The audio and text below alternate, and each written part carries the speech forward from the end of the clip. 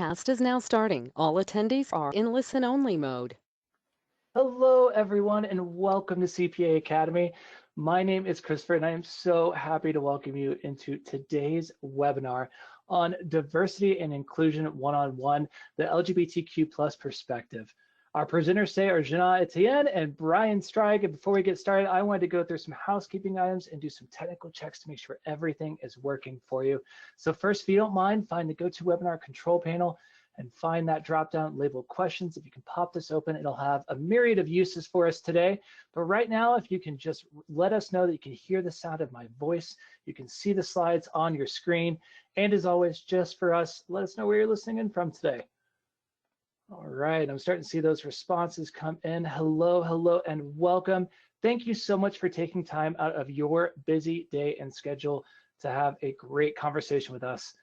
And we are so excited. We'll get started with that very shortly. Now, if you're having any technical issues today, let me know in this same panel. And keep in mind, there's quite a few of you and only one of me, so I'll do my best to get around to each and every one of you as quickly as I can. If you have any questions at all for our wonderful presenters, you'll put them in this panel here. And even if we're not able to get to it in our time today, we'll send that to them in a report so they can respond to it later. Now that we know everything is working, let's go through some housekeeping for credit. This is a 1-hour webinar and qualifies for 1 CPE credit. And the way you earn that credit, as always, is straightforward. Just stay logged in for 50 minutes of our allotted time and answer the poll questions. Today, we'll have a total of 4 polls during our webinar, and in order to earn full credit, you'll need to answer at least 3 of those polls. We'll announce each poll and leave them open for about 60 seconds. And if you're unable to see the polls, make sure to minimize your screen so it's not hiding behind another window, or refresh your screen if you're unable to answer. Your CPE will be issued by the end of the day today. It'll be available in your CPA Academy account. You'll also have an archived recording that you can come back and watch at your leisure as well. Last but not least, you can download a PDF to follow along with this presentation. It's located in the handout section at the bottom of your control panel. And with that, we are all set and ready to go. So I'm going to take a step back and pass it along to our presenters. Jina and Brian, the floor is all yours. Thank you, Christopher, and welcome everyone. And I saw some of the comments coming through, so now I'm a little nervous because some of the people said, "Hi, Jina," and I'm like, no, I'm not supposed to know people directly. But anyway, thank you guys for joining us, and we really appreciate it. So today we want to talk about the LGBTQ plus experience. And joining us today is Brian Streig. And so Brian is a CPA. He's in Austin, Texas. And I actually don't believe we've ever met in person. We met on Twitter. We became friends several years ago. And by day, Brian is a CPA solving the tax problems of the world. And by night, he is a cruel accountant who cook, posting pictures on Twitter of wonderful food that I can't eat, but I think it's maybe your husband that whips it up, Kurt. So thank you, Brian, for joining us. Hey, thank you for having me here. I'm looking forward to this. I've never done this before. Well, so far you're doing great. So, one of the things I like to do before we kick off these programs is really just ask a simple question, which is why are you here? Why did you want to do this? Join me today for this conversation. Well, I mean, I think it's important that we're all focused on diversity and inclusion. And I do think that a lot of times, at least from my perspective, the LGBTQ perspective isn't always brought in because there is so much going on with race and gender type equality movements going on. And those are, very important. I don't want to take away from any of that momentum that's building, but, there's also some other groups that aren't, and, we're kind of one of those groups. So including you in the inclusion. Yes. And it's interesting because you said gender, and I think a lot of people, when you hear gender, male and female. But what we're going to talk about actually, so I've got a couple of slides as I usually do, just sort of set the stage. Let me run through them real quick. So you mentioned gender. And so one of the things is that gender, when we talk about the LGBTQ community, isn't the same as what most people think of when they think gender. A lot of people think male, female, that's it. But there's an entire spectrum. And we know in other countries that there isn't this binary view of gender like there is in this country. And so it's very fluid. And I think it's helpful for people to understand that terminology matters, words matter when we're talking about D&I, I got a lot of words up here on this word cloud just to give people the idea of how many different terms that you might want to become familiar with. The next slide I have, it's really walks through the difference between gender, gender identity, gender expression.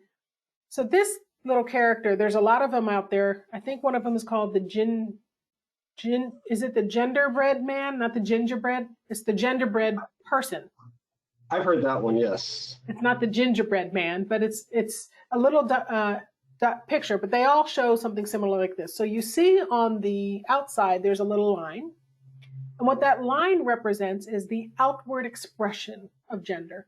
So it's the way people dress. It might be the way that they act. That's the expression of gender. Then the little blue thing is the person's mind, and that is the gender identity. And that's how the person identifies. So you see, for example, a lot of times these days, it's on my LinkedIn profile, it says she, her, hers. I identify as a she. So that's gender identity.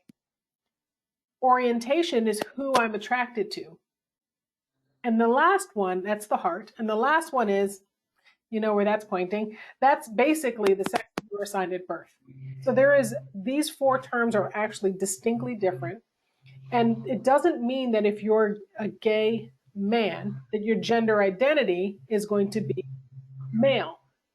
So it gets complicated, but I think it's important to understand that each of these things stands alone, and none of the combinations necessarily prescribe a certain label on you.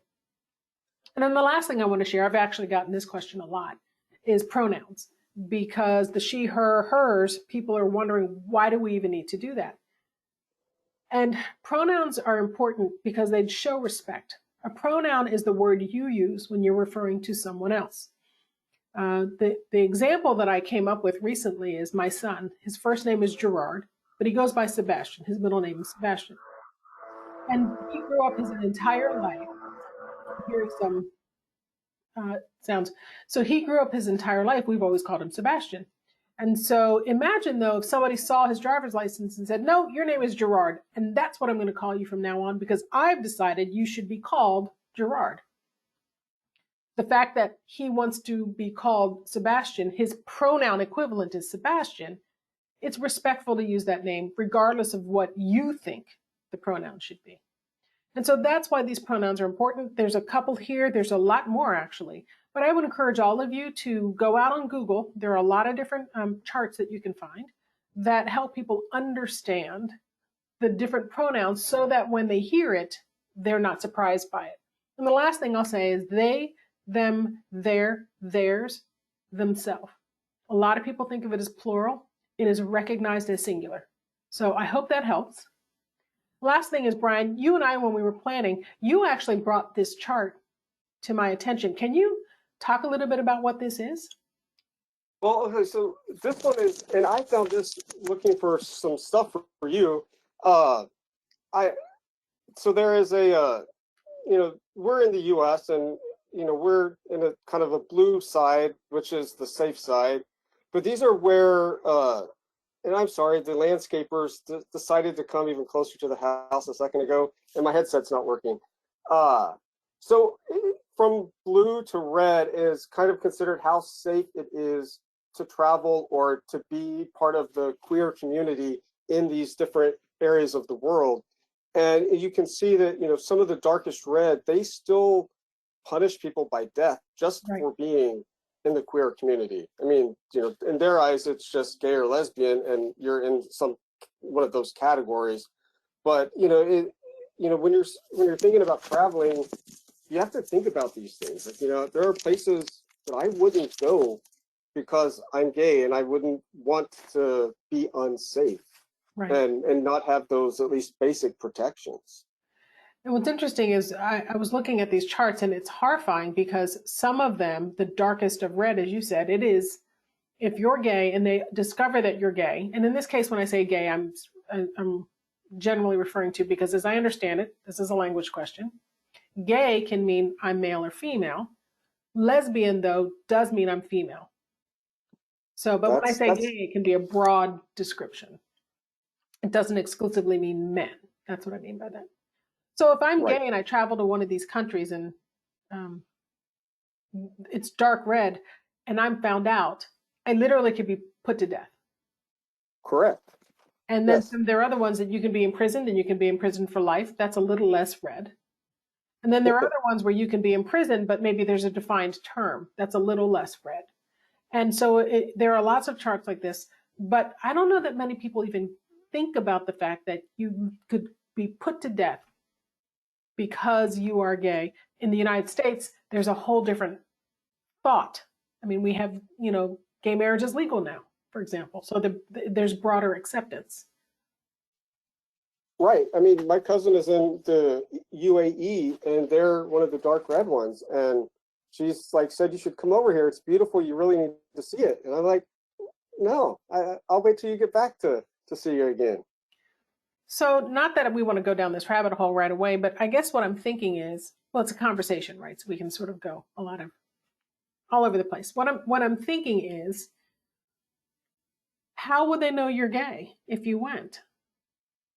Or are you worried that they're going to find out because of your Twitter feed or something? I mean, for me, it would be fairly easy. I mean, and I've heard of them just like they looking for a terrorist and stuff to take your phone and scroll through that and see, what apps do you have? What are your bookmarks and those types of things. This is So actually you do really. have to be worried. Sorry, go ahead. I said, so you do have to be worried, even if you're by yourself or, traveling with a partner, your husband, your wife. I mean, that sticks out pretty good. You're sharing a hotel room that only has one bed. Gives it away pretty easily. Oh, that's a good point. I mean, it's interesting because you raise, just like every other group that is a minority group, you raise things that are concerns that automatically come to you that I never even thought of it. Like I never thought when you just said that you made a reservation in a hotel and it only has one bed. So thank you. That happens here in the States too. I mean, when we're taking a road trip in a small town, it's usually just one person goes in to check in, just in case. You never know who's going to be standing there and get upset and cause an incident. So Christopher, why don't we launch our first poll, because I do think it'd be interesting to see what the community is that we have attending. All right, and with that, we have launched our first poll. So if you're hearing the sound of my voice, that means poll number 1 of 4 is launched. We'll leave each of these open for 60 seconds. Again, our first poll is on the screen now. Are you a member of the LGBTQ plus community? While that is up, what you just made me think about, Brian, is how my sons, so we're in a very diverse area, and my sons have a lot of friends who are white. And some who are other ethnicities that I've never asked because it never dawned on me to ask. And they all went on a road trip. They went to Bonnaroo. And what was interesting is they all knew intuitively that depending on where they stopped in some of these small towns along the way, it was the white person that would go into the store. So you're bringing up something that's similar for other minority groups, but it just manifests itself differently. Right. Yeah. I hadn't even thought about that, but yeah, it's definitely, I think every group probably has to think about that, and it's so instinctual, like you don't even really consciously think about it as you're going through it. Yeah, let's see. Do we have the results up? We can share them. Those results are now on the screen. Looks like 12% said yes, 83% said no, and 5% would just prefer not to say. Back to you. So where do I see it? When I go to the thing? If you open the drop-down that says polls, you'll be able to see the live responses when you're clicked onto the number of poll questions. So if you would click on poll question number 1, that's where you would see those results. Thank you. Okay. So those of you doing webinars, it's always fun on the back end to have to figure out the panels. All right. So anyway, so thank you. It means we do have some members of the LGBTQ community with us, which is great. And I would encourage you all, ask questions, throw them into the Q&A. I will try to throw them at Brian during our conversation. And then we're going to try to reserve some time at the end to answer any questions we don't get to. So, Mr. Streig, we were talking in the lead up to this webinar one of the things I was wondering about is how comfortable you are sharing your story about your experiences in public accounting, and you were wide open to it. And so could you go back to, you start in your career, you show up at your first accounting firm. Do you have to hide it? Are they openly accepting? What was that experience like for you? Oh, I mean, that was a lifetime ago. So no, I mean, you weren't out back then. I mean, the idea of even your private world and your work world bleeding together didn't even cross your mind. I mean, this was 1997. It's PricewaterhouseCoopers had just merged with, PricewaterhouseCoopers and LiveBrand had just merged. And I mean, there was enough turmoil there in the office trying to figure everything out that was the last thing on your mind. But yeah, it wasn't even fathomable that you would be out at work. And I mean, I never took a lot of effort to hide it. I mean, there's always like the gender switch that when you're telling a story, you might be conscious about what genders you're referring to just to not give everything away. But, it was a completely different time. I was called out by another gay guy in our office that said, everybody's noticing you're not going to our happy hours anymore, and you're not kind of being part of the crowd, and I think they're getting suspicious. So you need to start, kind of coming around more and start, putting up your, reflective kind of shield again. So he came to you because he was worried you were going to be found out, and he was trying to protect you, or was he also trying to protect himself? I'm pretty sure probably both, but more for me, because he was a little bit older and had been around longer and, had seen what happens. So when along your career then did that change? Because if I'm not mistaken, you are openly gay at your accounting firm today. Oh yeah, I mean, from the day I walked in, it was like, they put Kurt's name on the kind of like the roster of everybody and their spouses and home numbers and, addresses and stuff. His name was on there. My first Christmas party, he came with me, and I mean, everybody was fine. No, I mean, it was actually fun, and it was really, this was in 2007, so this was, still a ways back. It was the first time he had ever done anything related with me, and really felt like he was included and appreciated being there. So does that mean, and if these questions are too personal, because we didn't script these questions, so just tell me, and I respect that. Does that mean that Kurt didn't always feel comfortable before that, and he would have to change or hide or do things to protect you at work? No, I think it was more me just being afraid of the reaction of everybody else in the office if he were to be there. Right. And then at this firm, they made sure I knew that, like, he was expected. I mean, like, not like, oh, you have to bring your husband, but I mean, it was like, hey, we want you to bring him and be yourself and all that stuff. That is so wonderful. And so how many firms from PwC to now? 4. So did you notice a progression then in each successive firm? It was better? I did. One was like actually backwards, but it was a small firm by an older partner, and it was a short-term little gig that I agreed to do, knowing going in that it was kind of old school, and the partner was a little rough around the edges. So that didn't last long, but after that, it's been a progression. The firm before where I'm at now, it was one of those open secrets, and it was probably still kind of the holdover from Don't Ask, Don't Tell. They kind of knew they weren't really going to talk about it. I didn't try to hide it, but I didn't put up Kurt's picture on the other side of it, so one of those things. And the term for that is assimilation, by the way. That's where show up, we want to include you here, but the part of you that's different, don't bring that in. Just bring in the parts that's the same. So an example, a racial example would be, it's not exactly the same, but what if I were to show up and talk white? so that I don't bring my normal vernacular. It's actually called code switching, but I might do things differently so that I can fit in as much as possible and minimize those things that make me different. So in your case, I don't put up a picture of my husband. I don't necessarily talk about my favorite bar to go to on the weekends if it's a gay bar. Right. That kind of thing. Right. So, I mean, you use euphemisms. There's where the gay bars are across the street, or is a row of straight bars, and so you would just say, "I go to 4th Street," and we were out on 4th Street or something, and then it could be either side of the street. right.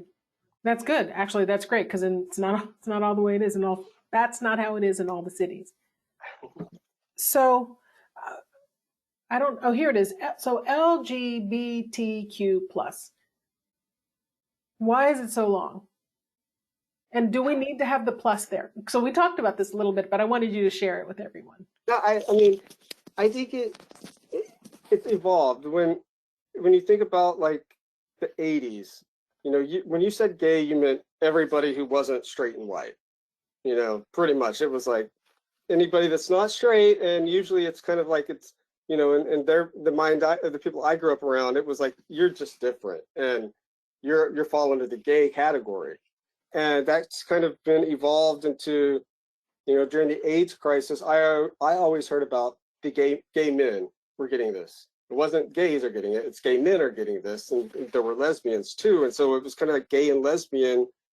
And then I think just as people have really realized that there are differences and more variation in identity and sexuality and an attraction, that it makes sense that, the people that are in the different groupings want to identify so they can find each other.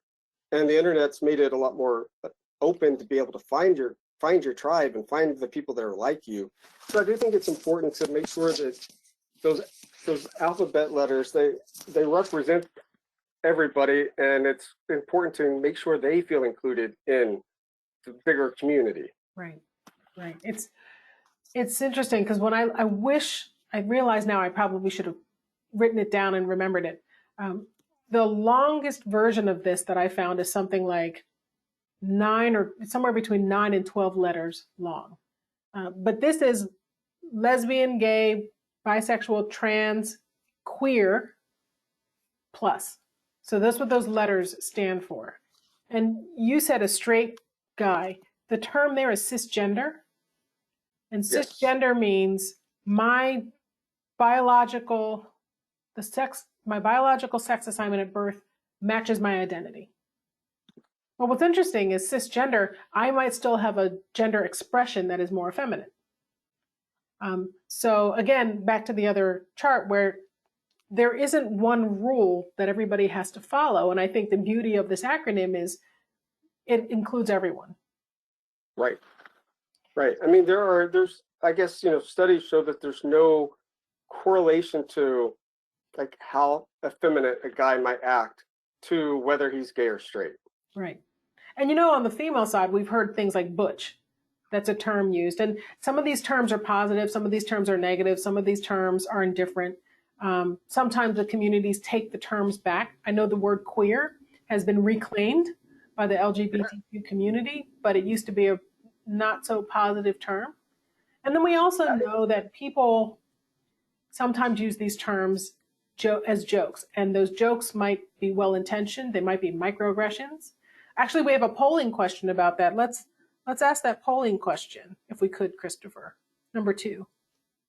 All right. And again, if you're hearing the sound of my voice, that means a poll has just been launched. This is poll number 2 of 4. Do you hear jokes or negative remarks directed to LGBTQ plus community in your daily life? We'll leave this open for about another 45 seconds. So Brian, there are a couple questions in here.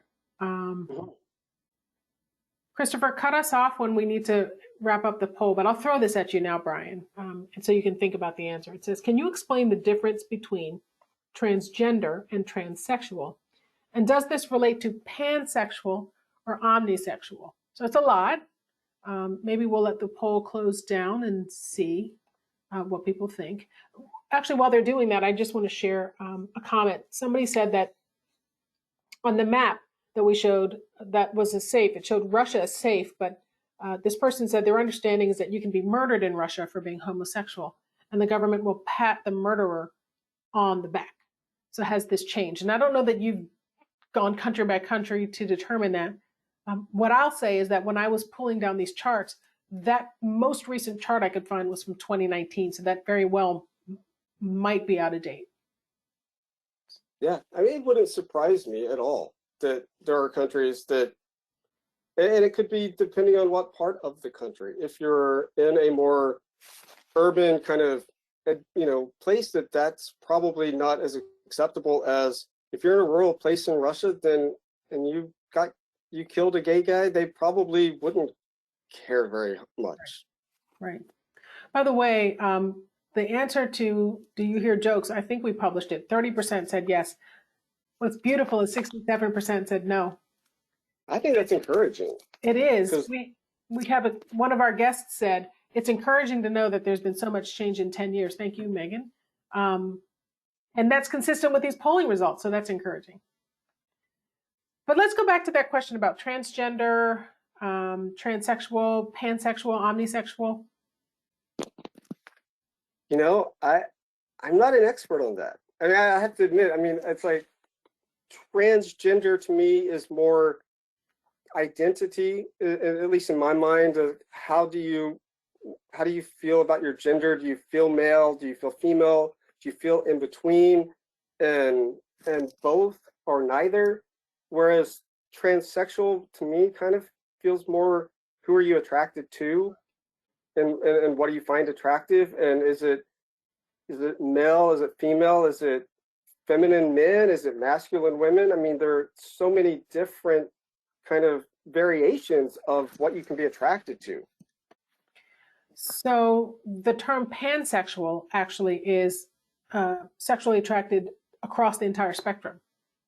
So I've never heard the term omnisexual, so I'll have to look that one up.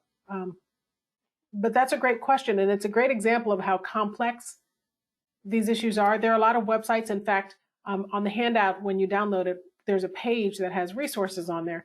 I would encourage you all to click through some of those resources just to get more familiar with the terminology, because one of the reasons I don't think we talk about this, Brian, is because we're uncomfortable, because we don't know what the words mean, we don't want to be embarrassed, and we don't want to be offensive.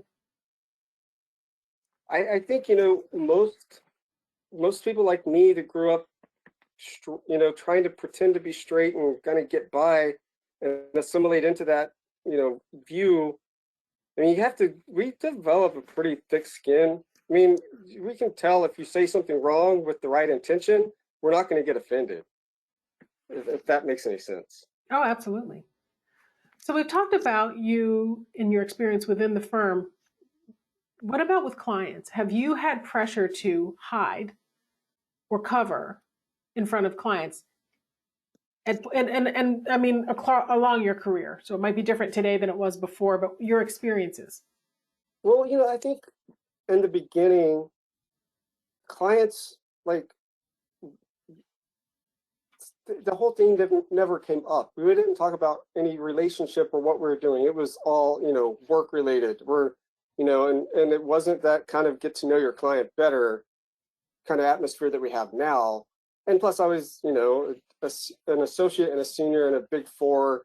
Like, I didn't have a budget to talk to you about what you did on the weekend. I needed your answer, and we're moving on. And so it really didn't come up that much. And with client wise, I think for the rest of the career up until I got here, it was more maybe self-imposed. Like, I mean, it wasn't even like a question like I'm just not going to even deal with it. So I'm just going to avoid that type of any topic that kind of gets too close to needing to make a statement that would say something.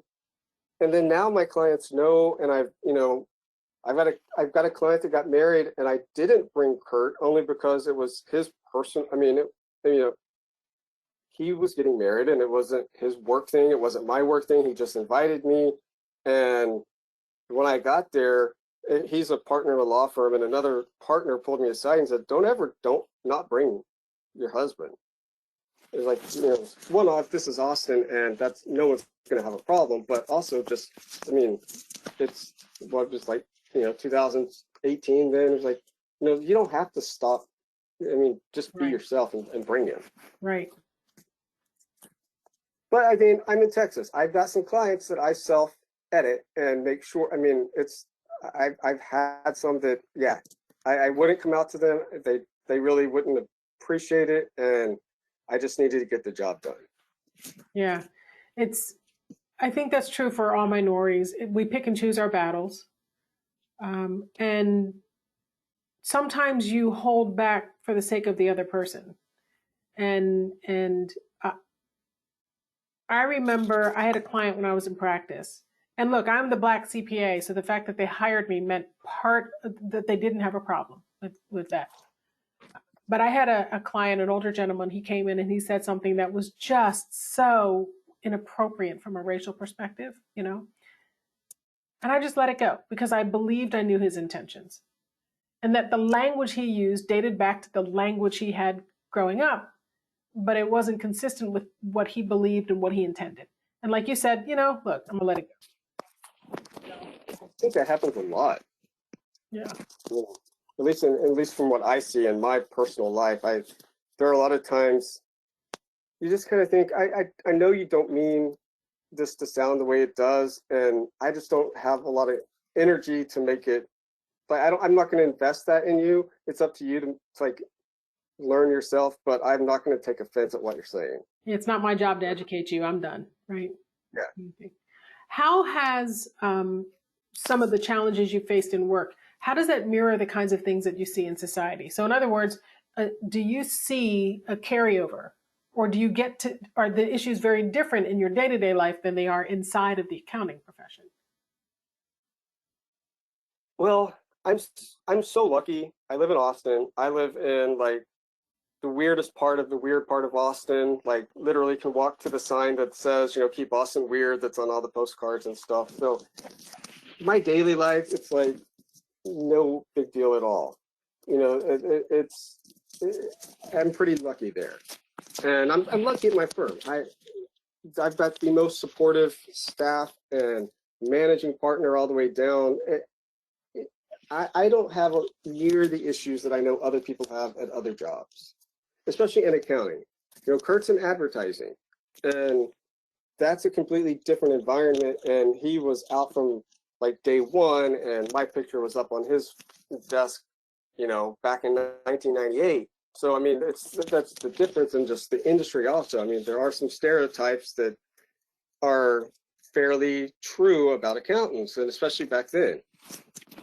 Sorry, my cell phone lit up and I had a panic attack because I was worried that it was going to start ringing.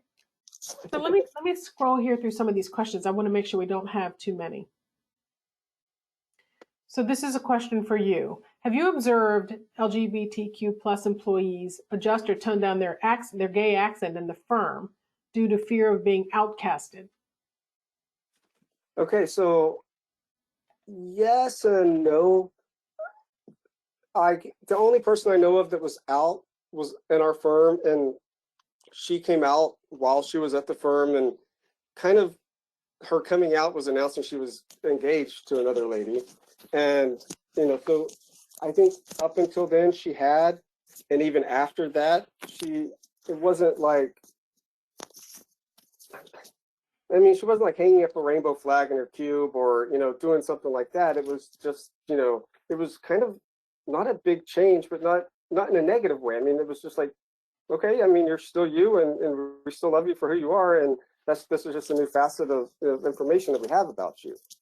So in that regards, I think in our firm, she was able to, she started as an intern and kind of worked up to an associate. And so that's when, as an intern, regardless, you're going to be a little bit more timid about everything until you get the lay of the land and all that stuff. And before then, I hadn't worked with anybody directly since I left PwC. That's just not that many out there of us. Somebody's asking about the dark blue box at the bottom of the maps page, and I just want to bring that up because that was a very small graphic. But if you when you download the handout, the acronym of the organization that put out the map is clear, and I would suggest Google that and pull that up. So I'm sorry that wasn't more legible.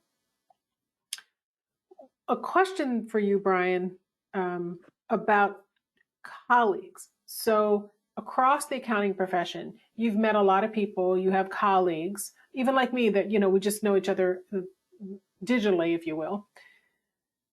Have you made friends within the LGBTQ community inside of the accounting profession? And if so, do any of them have different experiences than you?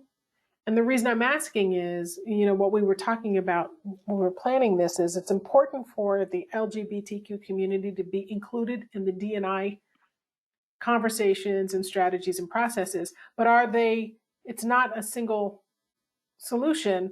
There are different experiences for people in different firms. And so have you heard about that among your friends in the same LGBTQ community? Maybe even from your straight friends.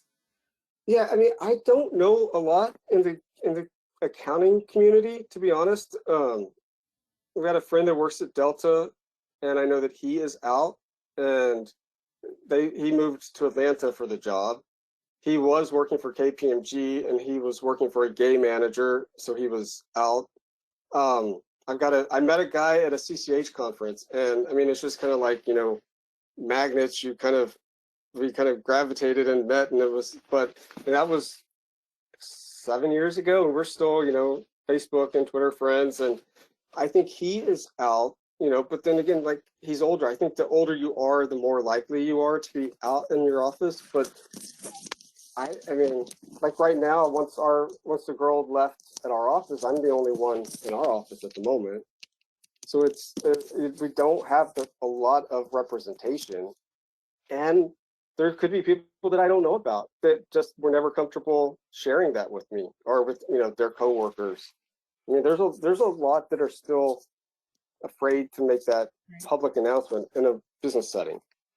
I know one of the challenges for collecting data of organizations is that when you have underrepresented groups, like protected by the EEOC, there are classifications of data that we collect in order to demonstrate that we are not discriminating.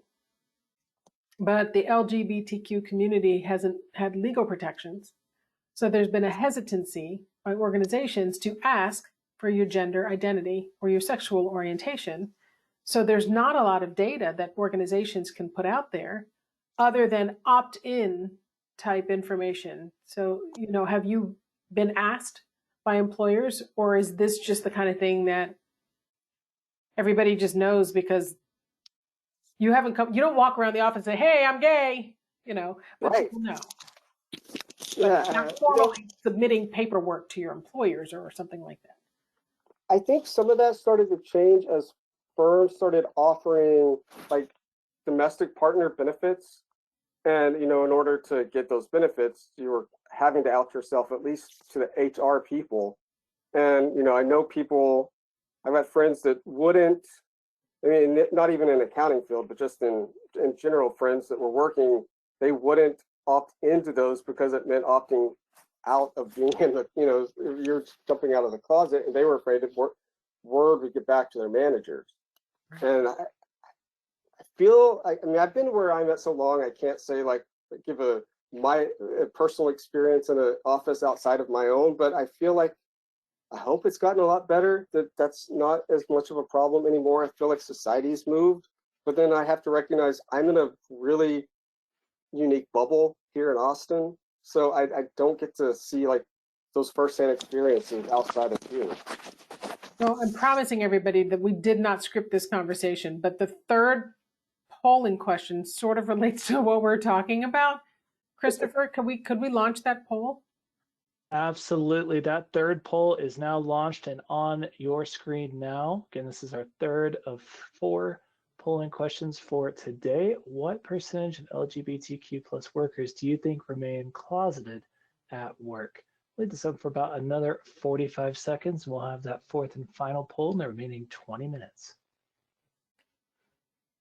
So I'm looking at the questions. There's a quick question we can answer here. What does a good ally look like? And an ally is somebody who advocates on behalf of a group they're not a member of.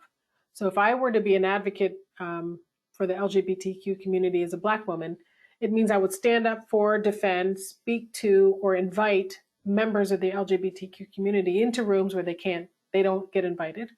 If I hear somebody make a slur, or if I hear somebody make a joke, I'll say that's not appropriate. If I think that it's really just acting on behalf of a group that you're not a member of, that's allyship. So I'm trying to keep it brief because I know we only have a minute till the poll closes. And we'll go ahead and close that poll actually right now. We've crossed that minute threshold, and we'll share those results. And here they are on the screen. Looks like 28% said about half, 24% said they weren't sure, 21% said many, which is 75%, 21% said some, which I think is 25%, and the remaining 6% said most, 90%. Back to you. So Brian, do you know what the real answer is there? Thinking it's around 50%. So maybe half of the community is hiding, if you will, closeted. And I think if you're talking about, the accounting profession, I think that's all just like work, all in professions. So I think, if you were going to say the accounting profession, I think that number is going to be a lot higher. Again, we don't have the data because accounting firms, to my knowledge and understanding, they're not asking for the data because it isn't safe to ask for the data.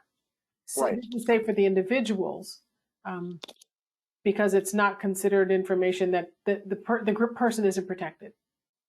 Now, Right, yeah, you can still be fired for being gay. Right. I mean, so you've got to find a place that you are safe before you can come out. Right. So you said something earlier about domestic partner benefits, and that's a great example of equity in the D&I and when you're working in D&I. So if firms only offer health insurance, for example, if you're in a heterosexual relationship, but will not extend that health insurance benefit if you're in a same-sex relationship, that's inequitable. So being able to have those benefits for your partner, even if you're, lesbian or gay, that's a great step forward. Another example I thought of when you said that is maternity leave, because a lot of organizations are changing the maternity to paternity. And then some of them are just saying, look, it's parental leave. So instead of having maternity and paternity, we have parental leave. So if you're a parent and you have a new child, you take some time off. So those types of policies do help the LGBTQ community. Can you think of any others? I think what I've seen is, just more of that apply instead of just limiting something to husband and wife. So like, in my firm, if Kurt and I weren't married and he had a death in the family or something, it would still be treated as family leave if I needed to go help him. Like when his father passed away and we had to go to California, I mean, it was treated the same way as if it was my father. Right.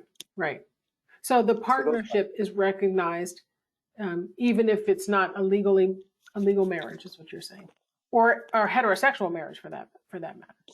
And the other thing is, a lot of guys my age that are gay, that are working, if they're not married, and they're not out, they're kind of seen as like a single guy, and you can be put under a lot of pressure to like do the extra work. Oh, this person's got kids, this person's got this, you're single, you can be the one that comes in on the weekend and works. Yeah.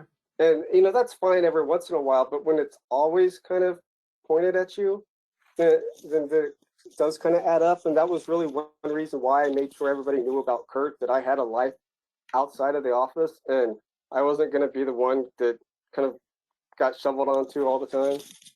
It's interesting you say that, because one of the things we learned through the pandemic is that if you were single and you were at home for extended periods of time, because we were all, isolating ourselves to be safe, there's a different mindset and there's different challenges for people who are married versus who are single.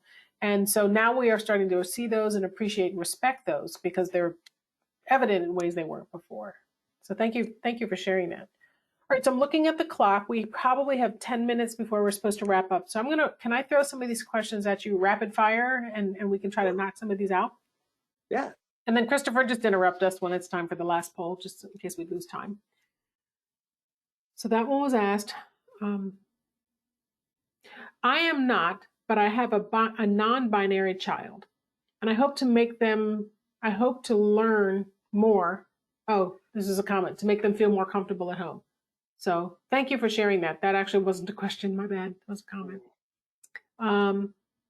How do you advise same-sex clients who insist that they have to file separately because they're afraid of their employers finding out that they are in a same-sex marriage? I have some clients who work for the Catholic Church who have this issue. It's a good question. You know, if you're talking about tax-wise, you're talking about the difference between how are you, what kind of dependents are you claiming on your W-9 and how are you filing your return? If you're married, you should be filing jointly, but your employer doesn't need to know that. You can tweak your withholdings if that's what the issue is. And, you have to be respectful of the people's, what fear, whether it's a legitimate or it's an internalized fear about outing themselves to their employer. A lot of people could lose their job if they came out, and you have to be respectful that that's what they have to do to keep the job, to keep the money coming in. So can you advise them, can the other person not withhold as much because you don't need as much and just let them file as a single person with no dependents to keep their boss happy and then make adjustments somewhere else to offset that? Not single, you mean married filing separate? Yeah, married filing separate. No. About that though, Brian, is if somebody files married separate, so if you and I were married and we each filed married separate, you would still look at our status and know we were married. Yeah, that's it. And I forget about married filing separate because in Texas we have weird community property rules and it's almost never good to file that way. But I would think if you're filing married, you still have to list the other spouse or married filing separate and give that spouse's name and social. Please discuss your, so next question, are you done? Yeah. Okay. Sorry about that. Please discuss your opinion to the situation when someone's deeply held biblical position comes into opposition with your belief or lifestyle. In other words, for example, do you believe and respect biblical views regarding the sin of homosexual actions?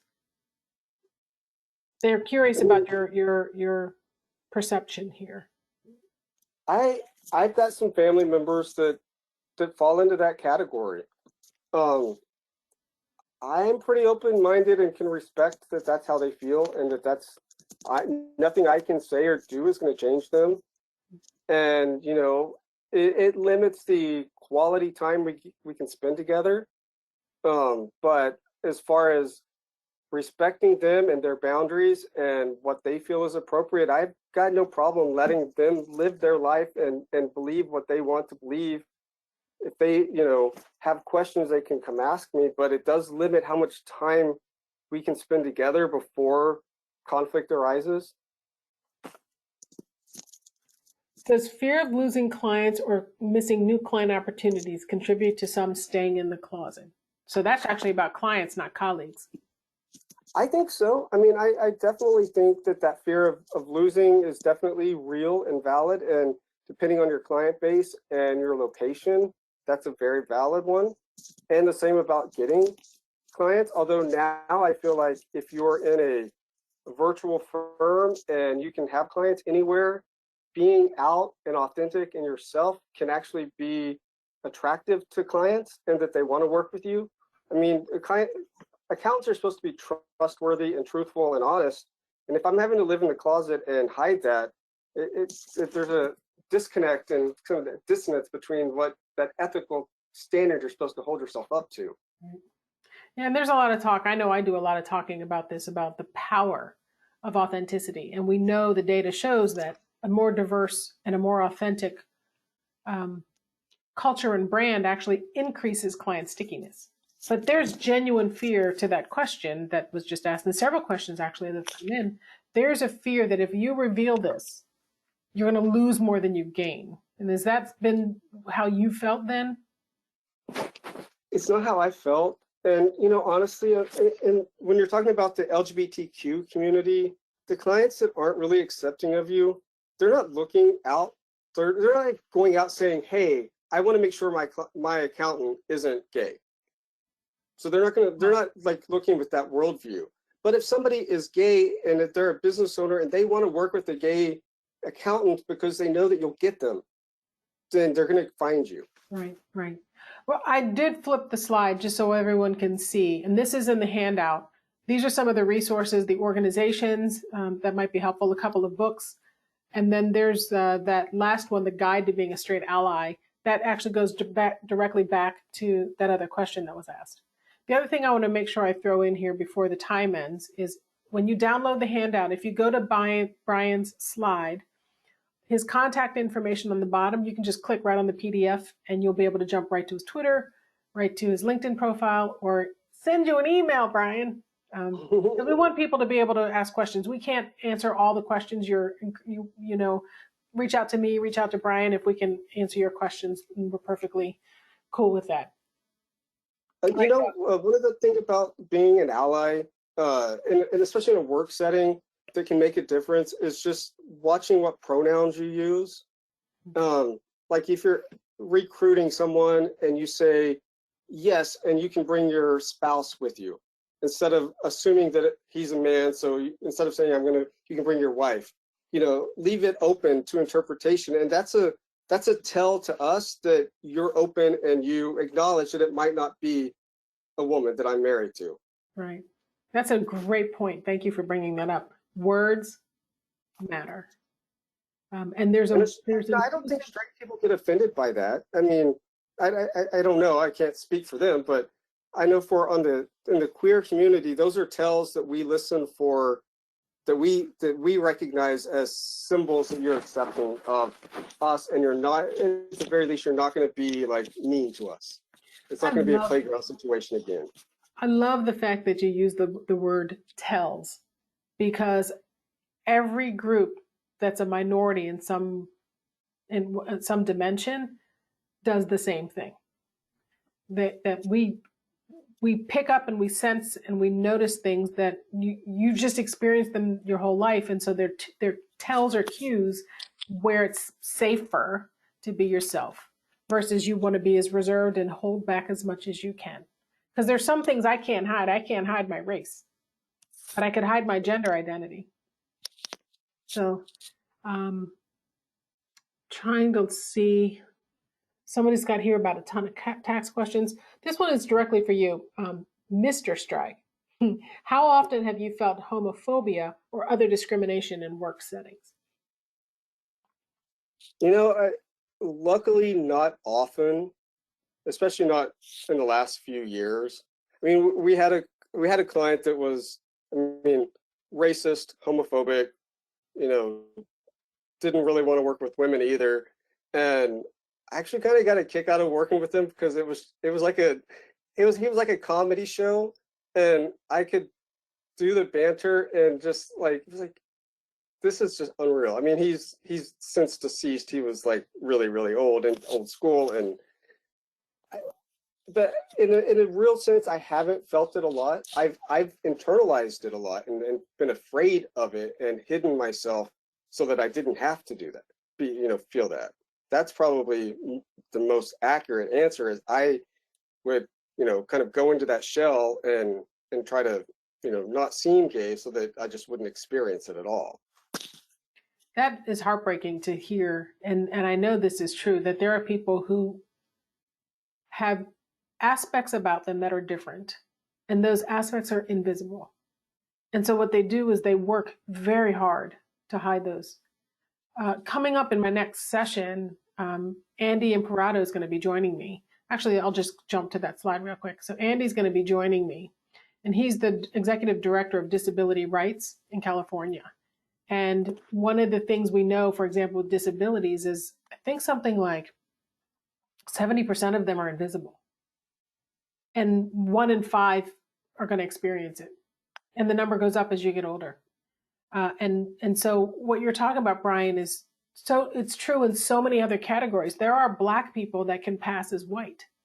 And the idea that I have to pretend that I'm not Black is, it's exhausting. And you're asking people to do a lot of emotional work and a lot of heavy lifting. For you to have done that at any point in your career is heartbreaking, that you have to pretend you're somebody else.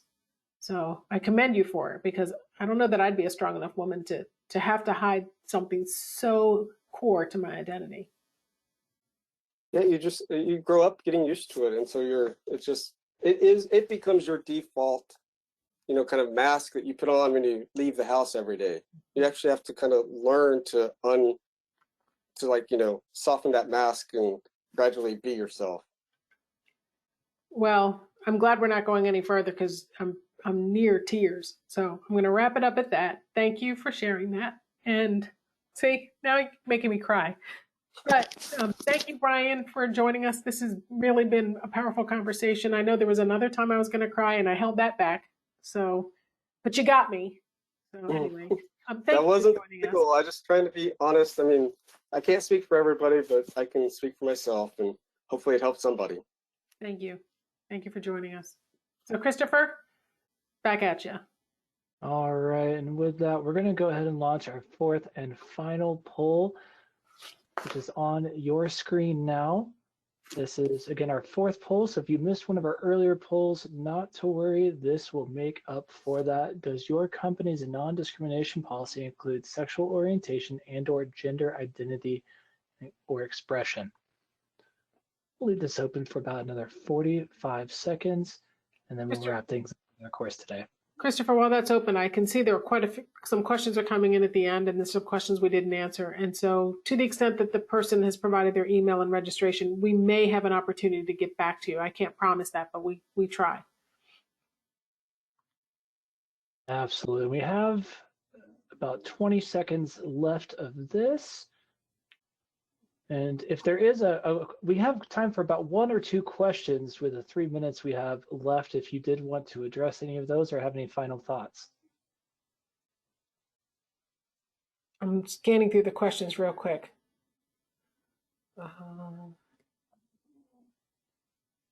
I've heard some so here's one, Brian. I don't know if you can knock it out in time. I've heard some long-term leaders in the local gay community speak negatively about trans people. They can't seem to understand why they can't just be gay. Have you seen that? I haven't seen that personally, but from what I've kind of read in kind of like the gay literature that that's all out there, I know that is an issue. I personally think that kind of supporting everybody lifts all boats up together. So to me, it's important to make sure that everybody that has a difference is really treated properly and honestly and authentically and supported. So I don't share that view, but I know that it's out there. Yeah. Well, thank you. I think what is it? I wanted to remember the saying about all boats, but I love that one, because when you help one, you help them all, and that's the point. That's how I've always felt. Yeah. So I think that's it. I don't think we have time for another question, but thank you, Christopher. And thank you again for joining us, and for everyone who's signed up. 2 weeks from now, I invite you to come back. These webinars are every other week to talk about the stuff that we don't always talk about in D&I presentations and webinars. Thank you. Thanks for having me. With that, we're getting ready to wrap up today's webinar. We here at CPA Academy will process your credit later today. It'll be available in the CPA Academy accounts within 24 hours. I also have the opportunity for a full webinar evaluation, the links of which will be in your email as well as your account. While you're in your account, take a look at the other webinars and resources we're able to offer. And I just want to take a moment to say thank you to both of our wonderful presenters today. Jina and Brian, this was a fantastic and fabulous presentation. We are so appreciative of your time and your insights and for addressing this topic. And as always, a warm thank you to all of you in the audience for your participation today as well. We've had a lot of great questions and comments, and we hope to see you all on future webinars. Have a great rest of your day. Thanks for joining us. Thank you.